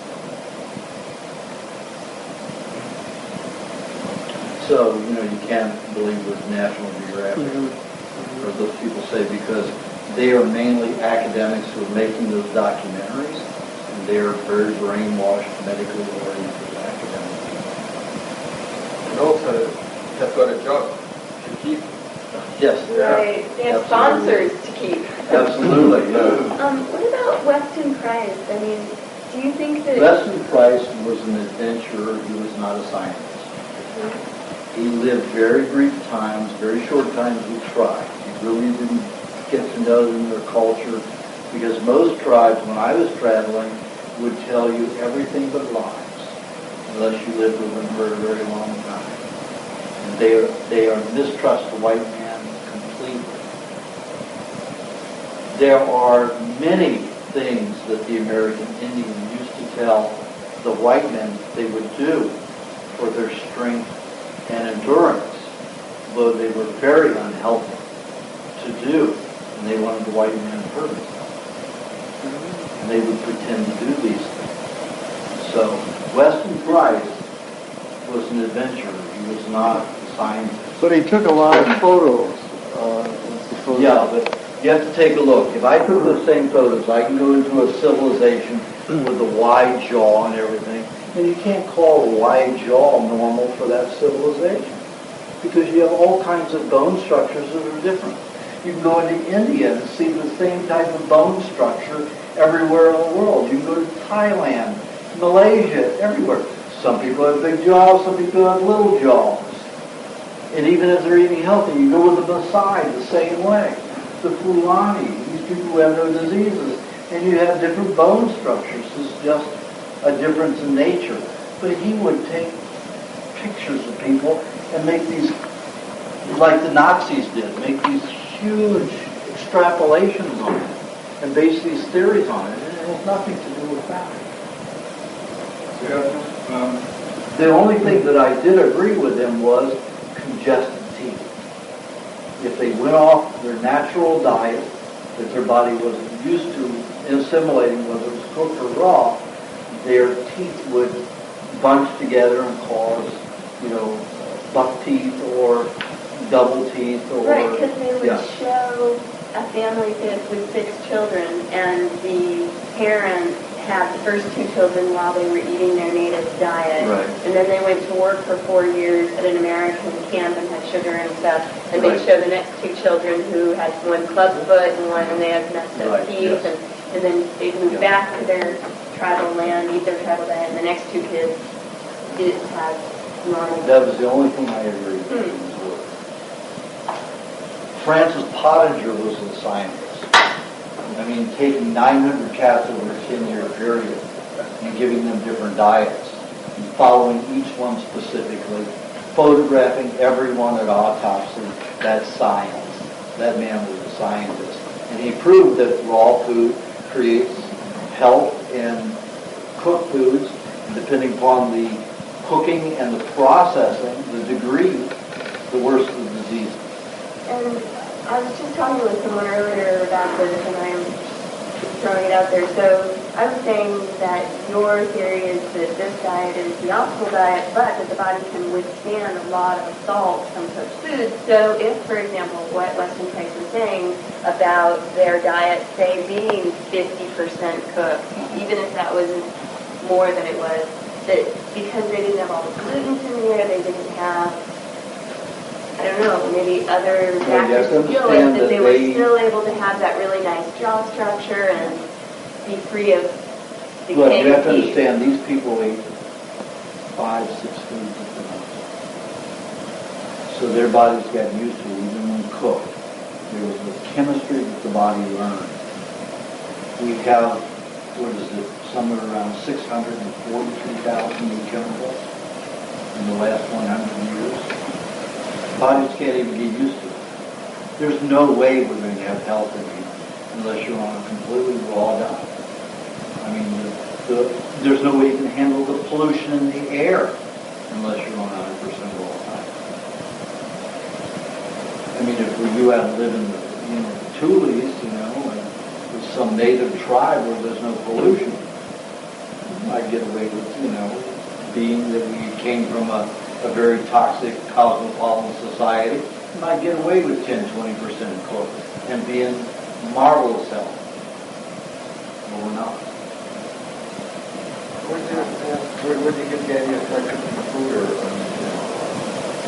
is that a European idea, or they started cooking food? There are lots of theories about why cooking started. There are many, many, many theories. And most of them are because if we watch the American Indians when they used to do it, the Costner excavations in Ohio in Indiana show that the American Indians would migrate to that whole valley along the Mississippi River there, and the Ohio Valley, and they would stay there for about 175 years every time they do it. But they couldn't stay there for more than that without forming disease, because they'd hunt around the area, they would kill all the animals, then they'd have to rely upon agriculture. They'd have to rely upon plants and nuts and seeds and grain, cultivating them. You don't digest those very well. We're not cows, we're not herbivores. So they started, cooking them to be able to release and eat more of it and assimilate more of it, but then you have all the toxicity that goes along with it. So within 175 years of doing that, they started developing osteoporosis and other diseases. So then they would give up the land and then go, become nomads again, get their health back. But they always had an inclination to be rooted. But when you root and your society develops, and you don't have refrigerators, meat doesn't keep unless you dry it, and then dried meat doesn't give you a lot of health because there are no enzymes. Can I back up for a moment? Because it just concerns me, it concerns no one else, and I'm fine with it. But, I listen a lot, and I take what you say as truth in a way. And the one thing... You don't have to tee it up. You can come out with questions. I don't have to because I know how I am. Okay. But, like I listened to things about the Indians and how they told us things to mislead us, so we hurt ourselves, or whatever. And I go, well, where does that come from? I don't know where you learned that, or because then I take it and go, oh, go tell the next guy. And, I don't know where, like I'd like to know, where's the basis of that? I mean, did you read it someplace? Or no, when I was living with the Indians, the Yaqui Indians told me the same thing, and the Mayan Indians told me the same thing, the Inuit in Alaska. Did that. Yeah, well, they still did it. All of them. Any white man would come around, they would tell them tales that really were not helpful. So how long were you with them before you were trusted by them? Usually about 10 days. But there was a very different level. I was involved too. There was a very different level. I mean, you could see the elders knew size me up in the hands. They were the ones that always let me stay. Because they were the ones to make the decision. But, get them the conversation. They would tell the stories about how they got the white man to do this and this and that.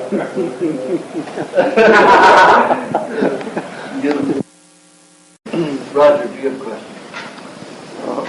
Let me pass for now. Okay. You have a question? Yeah, I live out of the area, about 3 hours from here, and it's hard for me to get fresh meat on a weekly basis. What can I do? As far as you live? Near Big Bear, and the closest store is like in this area, Whole Foods, for the fresh. I'm looking for. I know you said you could buy store-bought meat, but I'd rather come out here and buy grass-fed. Right. How can I store it, or what can I do? Put it in glass jars. Okay. I can keep it for months, a year then. I kept it for a year then. It's just that you need to bring your jars in town with you. Bring it out to the store. Take it to the, you have to take it in your car. And you have, block of ice there with you in your cooler. And you have the jars in the cooler getting cold, and you have them cut it into slices. If you just want to have them do it all for you, it's very quick to do. So, long slices like this, depending on what wood cut you're getting, top round, bottom round, sirloin, whatever. Have them cut it into strips. Shove it in the quartz wide-mouthed jars. Put the lid on it, right out your car. I do it because I live in Malibu. It's an hour for me. So I shove it into those jars in the trunk, put it in the cooler, and I can keep it for a year. Do I have to air the meat every once in a while? You never want to air it unless you want it hot. Okay, so I mean, the one that I kept a year, I hadn't opened it for a year. From the time I brought it home, I never opened it. When I opened it, there was no odor, precious rich. And happy to talk. Oh, because. No, it was not. Oh, what did No, you, because I you had have, about that much airspec. oh, because you have the ice on it? We kept it so long. Just because I kept it chilled in the refrigerator. I have it in the refrigerator? Yeah. As long as you don't open it. Correct, and you keep it in the refrigerator. Now I could open it and it'd still keep a long time, but it'd turn into honey. Yeah. Okay. I have the ability to purge and put CO2 or nitrogen in those jars. Would that be of any benefit? Be ill benefit. Be a detriment. All right. But, there are other ways. You could put a little, some colostrum, a little thin layer of colostrum, or kefir, or soured milk, or sour cream on top, and that'll seal it too, but then you're going to have that flavor that permeates the entire meat. I know a lot of your Honey theories. you could do on top too. I know a lot of your theories are on bacteria, the healthy bacteria. Have you ever considered fermented things, especially vegetables? Do you think they're still unhealthy? No, I still ferment sometimes for detoxification. I'm not going to go into that for detoxification. Okay, so you think that fermented vegetables could play a role? Only because you've eaten cooked ones. Oh, fine. So, well, okay, that still probably applies to everything. Okay. Yeah. And not a lot, just a little to help detoxification. All right. Do you have a question? No, I didn't. Do you have a question? Covered it. Okay. Do you have a question? Okay. That clay that you are recommending, what brand, where are we with the brand? What's the brand? Well, the one that I know is okay is the French green clay. French green. But the one I'm experimenting with, and during this whole incident, is Terramin. Terramin. Terramin. Yeah, and you can go to www.terramin.com. www.terramin.com. Is that a brown clay? No, it's a white clay. It's an off-white clay. That's the color of the wall. A little bit browner, beige. And how do we use it again? Well, it depends. Whatever I call for it in the, in the books, use them anywhere there. Of course, if you have pain, it helps in pain. I blended that with my pain point. A little bit of that to add minerals.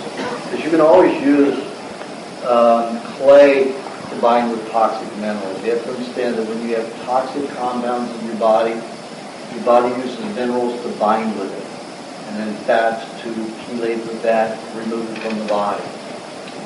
So your body doesn't use good healthy minerals like from your juice and your food to bind with toxins in your body. I prefer using cheese and clay for that.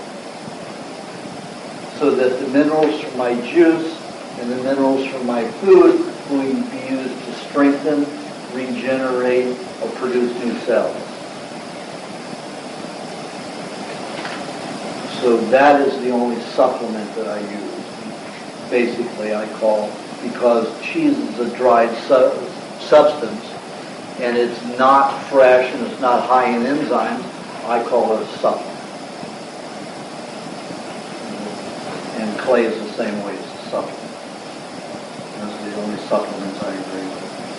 Well, of course, I did mention in the book that, some dehydrated glandular tissue can stimulate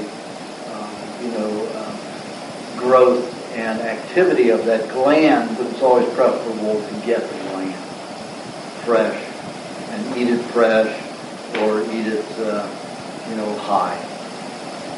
Can we say any clay, or is there certain clays we should stay away from? Very specific about clays. Let me tell you, most clays have volcanic molten metals in them, like mercury, uranium, and all of that. And they don't work for health, yet they promote them, like the Aztec secret clay. That is from a volcanic bed, and it is full of molten metals. And when I was doing tests for years with that, it added scarring to an area. It would allow for, and they kept promoting it as healing, and yet it wasn't healing like the Indian clay that I used. When I lived outdoors for 3 years, the Indians got me to use clay a lot.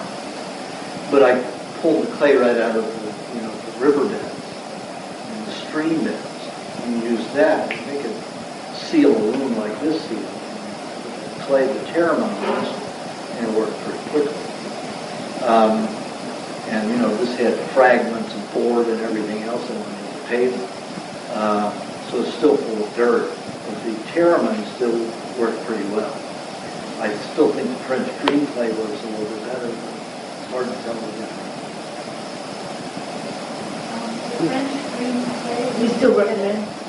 Pardon? That French green clay you said is good, really fine. The Co-Opportunity has it in the bulk department. Whole Foods over at Centinela National has it in bulk in the cosmetic department. You can order 5 pounds from mountainroadherbs.com for really, really effective.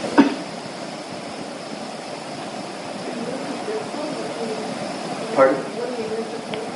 I just said to bind with toxic metals and other poisons to pull them out of the system.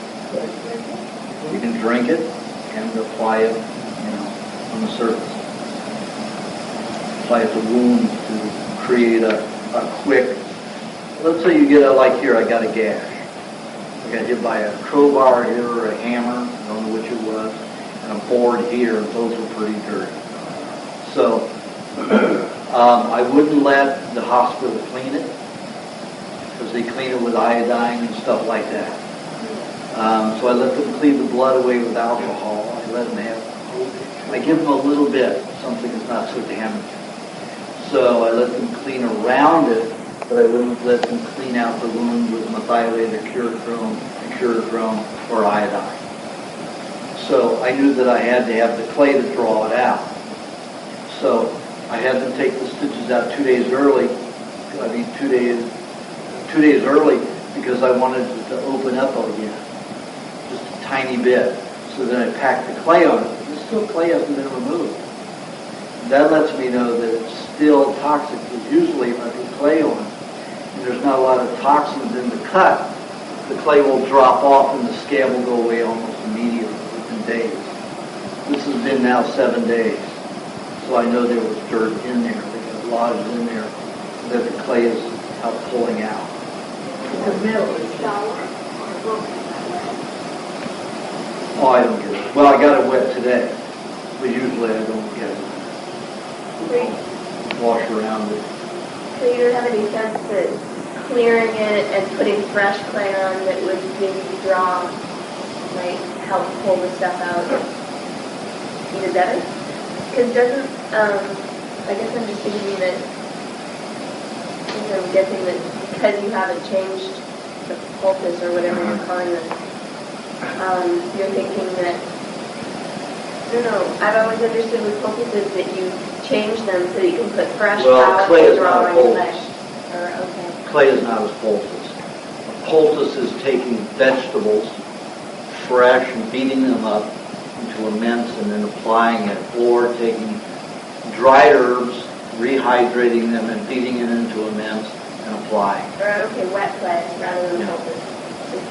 Well, it was wet when I put it on, of course. Right. And I understood that it has a certain drawing power, and then it almost like gets full, and then you want to replace it. That's what I Keeps drawing fluids. And as it draws the fluids, it draws the toxic metals and other substances with it. And it will constantly do it. Clay does not have that. Clay is like rock. It can rain every day. It's going to keep absorbing and keep absorbing and keep absorbing. It will reach a point where it absorbs less, but it still continues to absorb as long as it's on. Is it on the surface of your skin, or did you put it in the wound? Well, I put it in the wound a little bit. I rubbed it in. Once they took the stitches out, it opened a little bit, and I rubbed it in. Water. Mineral water that had no carbon, because I didn't want the bacteria to be destroyed. carbonation to destroy bacteria. And what would that be? Trinity or what? No, I used I used Perrier because that's all I could get in Thailand, and I just shake the the carbon out of the bottle. What about still water? Do you use the still water with it, or is it still water? Still water is toxic water. Unless it's rain. When it's rainwater with high bacteria, that's a different kind of distillation. Do you have a question?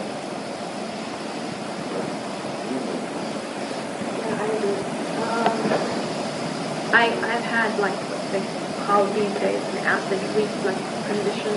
I've had that for a long time. And about 6 months back I went to an herbalist and he put me on a whole food diet, like a lot of fiber, and he recommended that I eat raw foods and gave me lots of supplements, and iodine was one of them that he told me. Well, that'll make your reflux will never go away if you're taking iodine. Iodine is one of the most caustic minerals there is. It's radioactive, and if you're around the TV or anything, have the radioactivity of that iodine is going to increase. Those are heavy metals. They're all toxic metals. Plants are made to eat dirt, rock. Plants make food and life out of rock. Rain comes down, dissolves it. The plants absorb it and make it into a live food. Then other animals eat the plants, and then other animals eat the other animals. That's the way it goes. We do not live on dirt. Clay is the only time I supplement it because of our toxicity. But if you're taking mineral supplements and isolated like that, very toxic. It did help with a lot of heartburn. Well, yeah, those metals will absorb. I mean, those minerals will absorb the acids. So what caused that acid reflux in the first place? I mean, I know I'm eating food diet. Eating cooked foods that are high in acid, and your body develops the hydrochloric acid, and it gets absorbed into the stomach lining because your mucus doesn't protect it properly. So the hydrochloric acid from your stomach that is produced to dissolve proteins, animal matter, is too acidic, and it gets into the stomach lining and sits in there. And you don't have enough mucus to protect it from backing up into the stomach. That causes acid reflux. Backs up into your whole esophagus. Is it proper? I mean, I read your book, but I've had a hard time because I have an aversion to meat in the first place because of my ethnic background.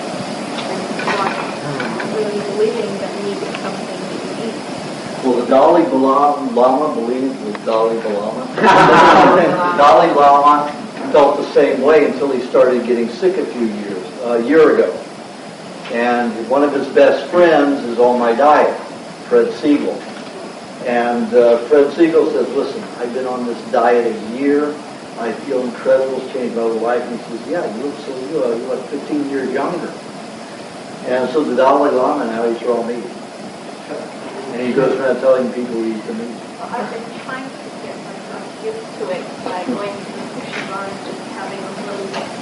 Yeah, that's all. The beef is a little bit hard to get past. I think recently I tried eating the beef rare just to get me started eating beef. But do the best you can, whatever it takes. Slowly.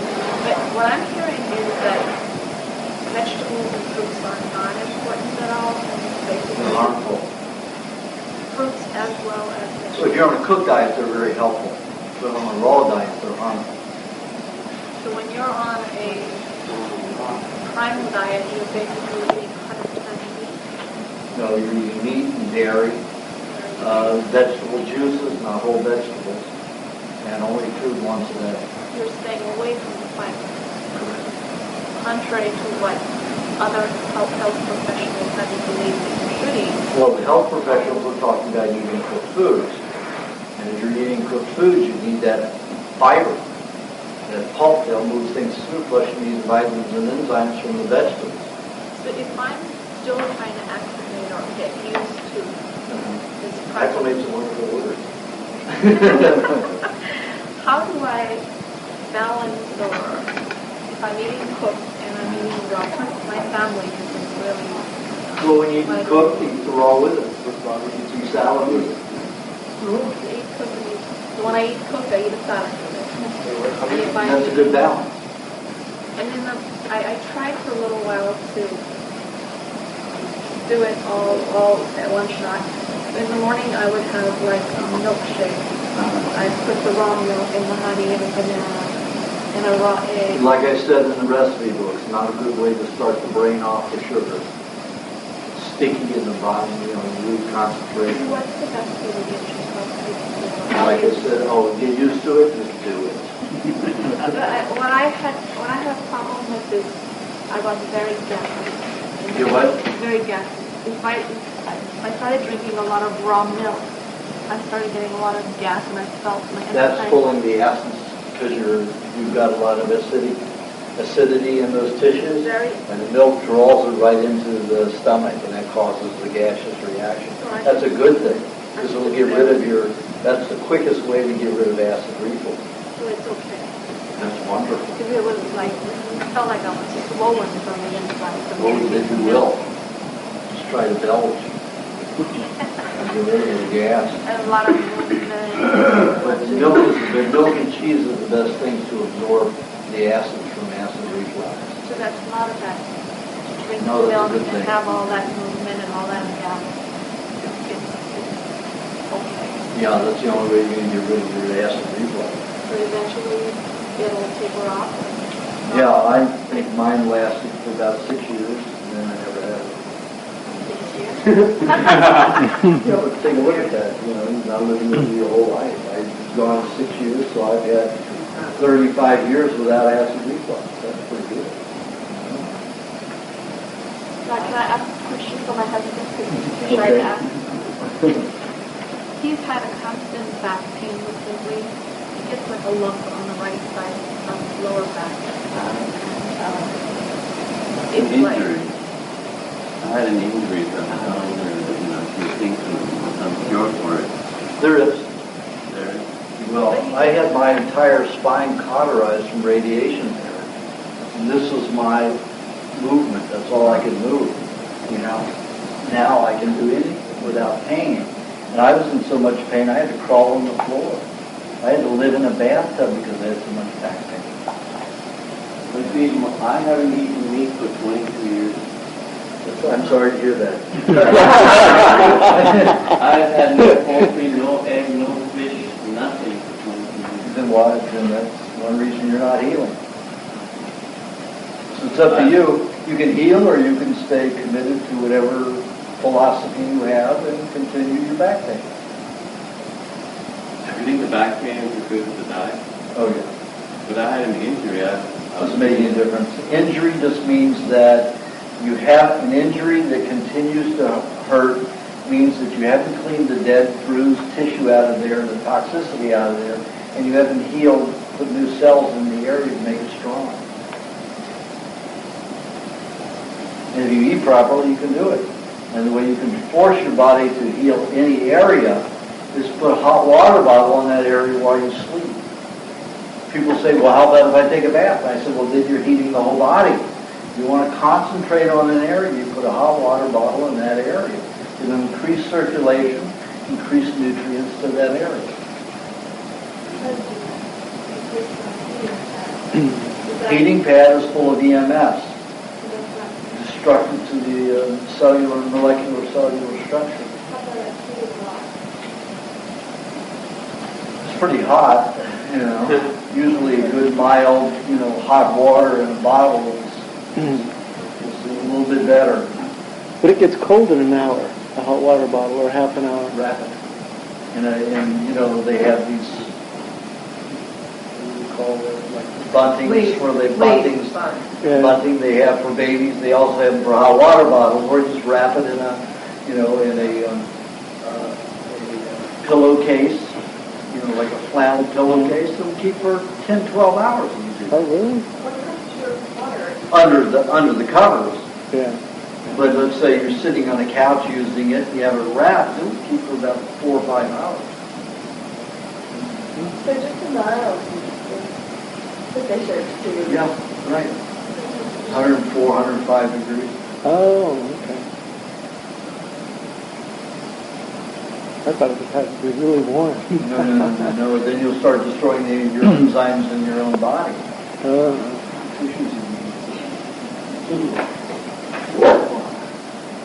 Is your detox book going to stick straight? Pardon? Your detox book, is it going to stay strictly with diet, or is it going to get into other things?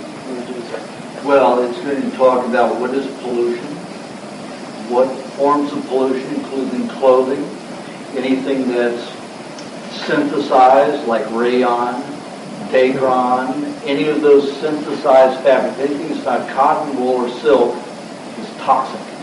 It's plastic. And they use solvents or epoxies to put it together. So when those fibers break, and all that lint goes and you breathe it in, you're breathing in plastic. That has to be dissolved in your body. You have BPAs, dioxins, all throughout the system. So I'm going to talk about anything that's toxic, rugs, anything. It's toxic. Does that go for the Teflon coatings they're putting on no-press garments? Absolutely. On what comments? No point. No press. No press. Oh, I'm sorry. Yes. Oh, yes. Okay, I just wanted to say that I'm in 6th year now. And I was on 6 a weight. year on the diet? On the diet, yeah, I want to say. And I've been on the weight loss, but I didn't have like what Lewis had, where I had a cold on the weight loss at the time. I have a cold now maybe 3 years. Cold. But I did get rid of, I had a double chin. I was more off the idea of getting shrunken. Less fat outside of my face. Yeah, when I met Kathy, her chin was Like this, like a... there was no separation. Wow, and so that didn't just necessarily have to do with weight loss, it had to do somehow with... Toxicity and her thyroid and all around. You have to understand, Kathy was catatonic. When she came to me, she was almost worse shape than Lewis. But this was Kathy when I first met her. I couldn't think. Could barely think. It was pretty bad. I couldn't figure out the words. It came to me like a sudden, it's still hard forming out my thoughts now. I can hold back my anxiety when I'm talking, not interrupt. You're getting better every day.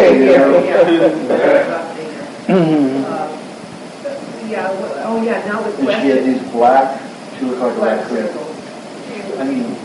Black was the blackest I've ever seen. I don't know. Liver damage. Well, I didn't start when I was 30, I started when I was 47 and a half. I was dying. I began at 9, after much damage myself, wrong eating, wrong living. And the thing is, I sprained my ankle. Now the question comes. Not sprained, I must have gone through tendon. I missed a step and I had this football on this foot. So I wanted to know what is a good remedy for that injury. Eat a little bit of cheese. I'm on a weight loss now. Well, still you want to heal your energy. Every day. Weight loss. I would do it in the afternoon. I would have a section of cheese, probably 3 inches by a ½ inch, by whatever thickness the brick of cheese is, with about 2 thumb sizes of unripe pineapple, and why unripe? You want enzymes, you want the sugar.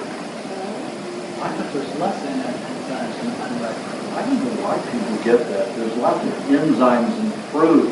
But when it turns into sugar, there's less enzymes and lots of sugar. So every day you have that at about 2 o'clock. Yeah.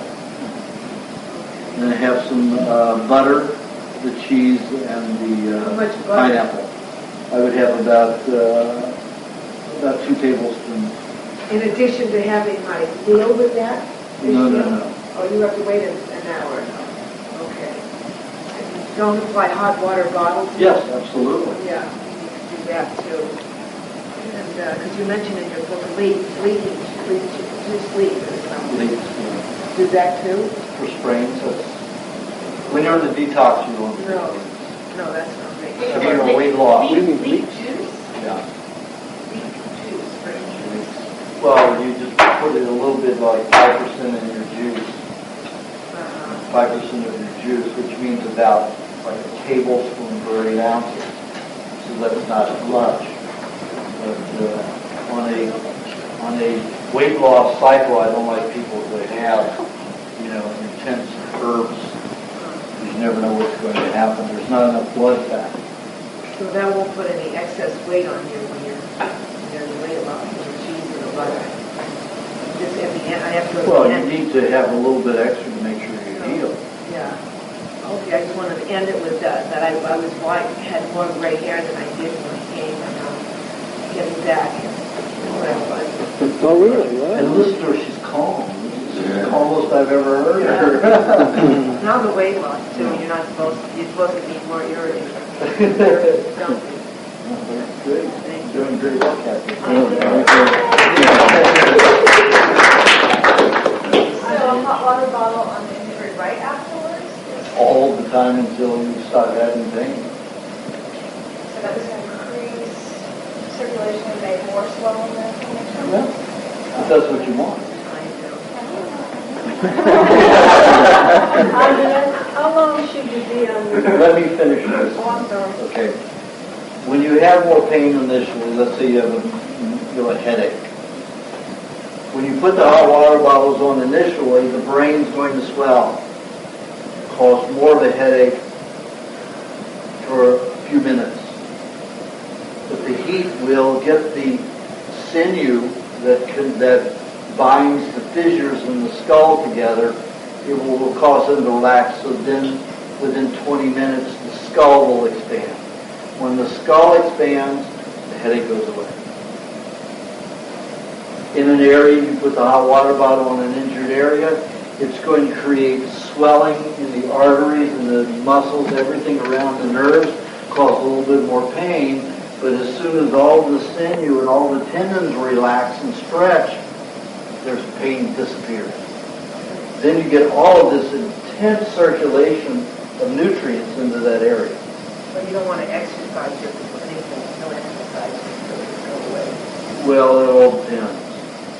When I broke 7 bones in this foot right here, if I was in so much pain that I walked 3 miles that day and bicycled 12 miles the next day. Because pain was so intense. So if I stood there and did nothing or sat there and did nothing, I'd have gone out of my mind because I don't take painkillers. And I hadn't figured out any pain formulas at that time. So you don't want to go to the gym when this is No. I have a question. How long should you be on your program when you have a physical problem before you go on the weight loss? It depends upon the condition. If you have a serious condition, I usually tell people to wait 2 or 3 years. Some people, if they don't gain a lot of weight, let's say I was really skinny and I got to this size, still say don't go on the weight loss until you've been on the diet 6, 7, maybe 8 years before you go on the weight loss. I like people to get fat, really fat, before they go on the weight loss. Like Everything, he's putting it on nicely. And, he's at that point where, if you can hold that for 2 months, then you can go on the weight loss. That's the kind of excess weight I like. I lost 20 pounds on your diet. Then you're not doing my diet. That's for my recipe book. Your recipe book, okay, your recipe book. I know. I lost 20 pounds. And I want to gain some. I'm down to like almost 155. Now it's almost 175, 180. I'm 5'8", and I weigh 180. Wow. felt more tired since you've been on the diet. That happens, doesn't it? When you're first on the diet, your body wants you to sleep more. It depends upon the person. Oh, okay. Some people have lots of energy, and other people need to rest and relax because they've been high adrenaline people all their lives. And their whole body is worn out, exhausted. So the body may be tired for 2 years and get rest. Lots of rest. But if you can gain the weight, then your body won't be exhausted. And the excess weight allows you to be more powerful. Okay, folks. I got one question. Oh, okay. Does alcohol improve circulation? The alcoholic industry would love you to believe that. And in cahoots with the pharmaceutical industry, they love you to believe that because it creates brain and nerve damage and liver damage. So if you get sick, you get to go to them. Alcohol in people who are overweight and have congested arteries, yes, it does help because it makes soaps, it helps dissolve toxicity, increases circulation. If we're on this diet, it's not a good thing. Not a good thing. Okay. But you can get away with it, like I said in the book, like the French do. They eat lots of creams and butter sauces with their meals so they can drink all that alcohol. Alcohol goes into the fat. It's a hell of a way to waste the fat because you're going to make lots of soaps, lots of solvents to detoxify. It's not a balance, but if you want to do it, you can get away with it. Do you have a new edition of your book? I'm almost finished with it. I'll be finished with it probably in 2 weeks, and it will probably be out in June. Is that the first book? Revision of the first book. So, Aajonus, the brain damage and liver damage, what else does alcohol do damage? Oh, it destroys a lot of things, the liver and brain and nervous system, nerve tissue in general. No, but you want one? Well, do you have my books? Okay, all that information is the recipe book, page 188.